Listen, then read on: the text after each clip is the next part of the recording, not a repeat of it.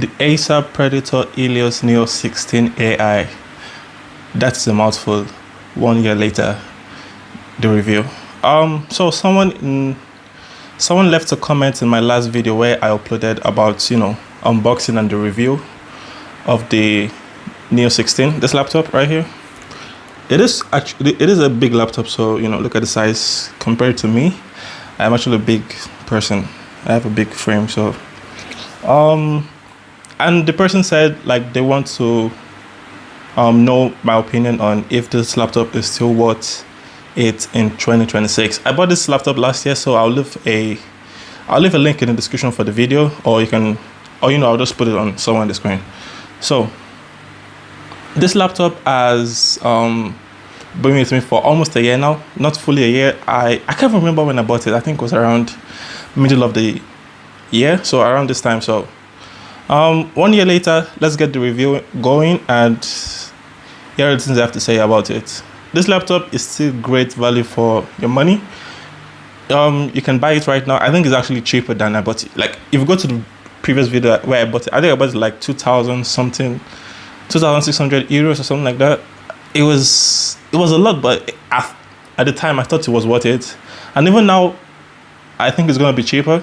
Like maybe not because of the RAM prices, but I think it's still gonna be worth it till now. Like everything works perfectly. It is a beast. It is a monster. It goes through tasks very easily. There is no problem, playing games with it. There's no problem like running multiple programs. So the way I use the laptop now is when I'm trying to record videos on my channel is I open OBS Studio and I record with OBS Studio. And I'm opening I'm using Google Chrome, I'm using Unity, I'm using DaVinci Resolve. Everything is open, and this laptop seems to go through everything in one. Like it doesn't blink, it doesn't miss a beat. So I have no complaints, honestly. It is absolutely fantastic. So what else do I want to say about this laptop that I think will be worth everyone's, like if you're trying to buy it in 2026, is it still worth it? Honestly, flawless, no problem. Screen is intact. I mostly use it plugged in, so I just plug it in all the time. I elevate it, so when I use my laptop, because I'm aware that the fan is below, right? So, and I don't want to get the fan to spoil or overheating issues. So I absolutely leave it on an elevated platform. Even I try to get a fan for it too, a cooling fan that.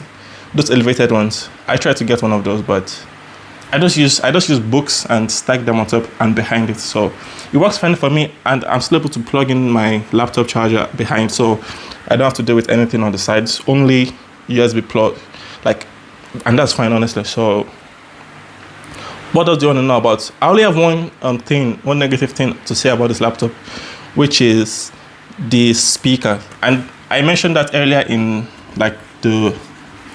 my previous video, in the video where I did a review. So the speaker is down here on the close to the fans, where the fans are. So the thing is, if you place it on your laptop or place it anywhere below, the sounds the sounds are muffled. So it is not the sounds are not sharp, it is not crisp, it is not clear enough. So that's the only thing I have bad to say about this laptop. Like honestly, the sound is so bad. Will you notice it? Absolutely yes, because if you're going from your phone to your laptop, you'll be like, why does it sound different? Why does it sound like where is the sound coming from? Because it is facing downwards literally, and I don't think the speakers are that good anyways. And now that it's facing downwards, is now worse. I'm gonna give it like a 3 out of 10 if I'm being honest about the speakers. But the thing is, since most people use earphones or people use headphones, Bluetooth devices for gaming or wired headphones, like you wouldn't notice it if you use that. But since I use headphones, or sometimes I don't even use my laptop to watch videos, I use my tablet. So I'm not actually noticing it as much. Like I wouldn't complain as much. But if you are going to use it to play media a lot, I would say it's going to be something that you should look out for. So the speaker is bad, but is it something that you're going to be like, I don't know. Like it is worth the trade-off for me, because this laptop is still an absolute monster. I can use this laptop for the next 3-4 years, and I feel like it will still be able to keep up with the applications that I'm using. Like, even though they're much more, even though the apps keep getting much more power intensive and hungry for RAM and all of that.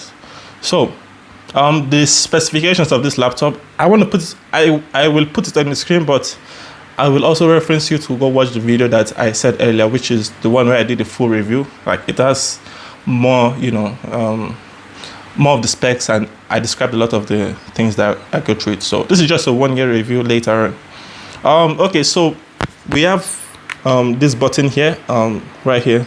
So this is for performance mode, turbo mode, or power saving mode, all of that. If it is plugged in, automatically it goes into performance mode, because it is using power from the charger, not from the battery. So, and the thing about the battery is I put it in optimization. Like, since it is always plugged in for me, I do not let it. The battery currently stops charging at 80%. I do not allow it to get full. So since I know most of the times I'll be using it, plugged in, I do not allow the battery. I currently have the battery set, the maximum battery set to 80%. So, if one day I decide that, okay, I want to be using this laptop on the fly, you can still use it on the fly. It is light enough, as you can see. Like, it might be heavy for some people, but I think it is still a laptop that you can carry around. So if you are deciding like you want to use it on the fly and everything, charge it 100%. But right now, since I'm mostly going to be carrying the charger around, the charger is quite hefty, by the way. It's quite an heavy one, and it is a very big charger. It takes a lot of space, so beware of that. Another trade-off that you might want to consider. Okay, so the charger is quite heavy. So if you want to use it plugged in, which is the most preferable option, yeah, go ahead, buy the laptop. You won't regret it. Just take care of your laptop. See, if you're not going to be pouring oil on it or whatever, like, this laptop, I think will keep me going for a long time, so I have no complaints about that. What else? It is a beast. I open OBS, DaVinci Resolve, Chrome, lots of tabs. I don't open too many tabs, because, like, why are you opening too many tabs in the first place? Okay, so let me play an audio on this, all right? And let me just show you, let me just give you guys an example of how it sounds. So again, I open lots of Chrome tabs, not a lot, because once you get to a certain limit, you don't even know which tabs are open anymore. So I just keep it. That's just a personal opinion on opening too many tabs. It has no correlation with the laptop. So just saying. Again, an absolute beast. I fucking love it. So I will show you guys the overview of the laptop. Okay, so I'll show you like the imprint, since I use a mouse, but I also use the trackpad. I'll show you guys the imprinting of my oil, since everyone secretes oil from their body. So again, the trackpad is a little bit oily. 1 year later, here is the trackpad. Like 1 year later, I look at the oils on this. As you can see, it's quite 1 year later, since I use it quite frequently. So I think it has gotten a bit of use on it. Let me see if I can turn this off. Okay, here we go. So yeah, let me zoom in a bit. As you can see, there's a bit of oil on it, so it's not really as visible as the trackpad, as you can see on the trackpad. So, but still, it is there. But again, like, the keyboard has been used a lot. Trust me, I do not have another keyboard on it, right? So I'll show you guys that. And then also the keyboard is fine. It's clickety clackety, it makes for decent use. And also the screen is great. The screen is fantastic. Like, nothing to complain about. You're spending, I know people want the perfect laptop, but the perfect laptop doesn't exist.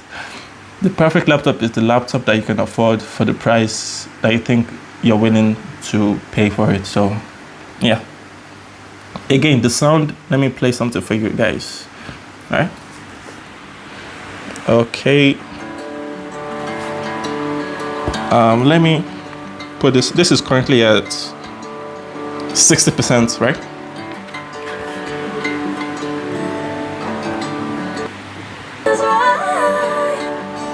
You can hear that?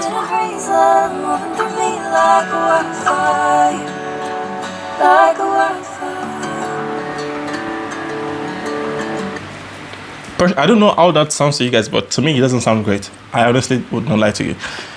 You can hear it, you can hear the sounds, you can hear it, but it still sounds like, like something is getting, yeah, it doesn't sound great, basically. That's the point I'm trying to make.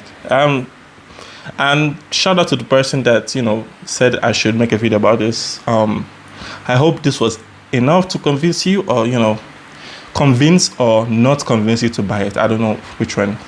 But to me, it is still worth, if you tell me, go back in time and buy the same laptop, I would not think twice, because it works perfectly for me. I think it's worth it.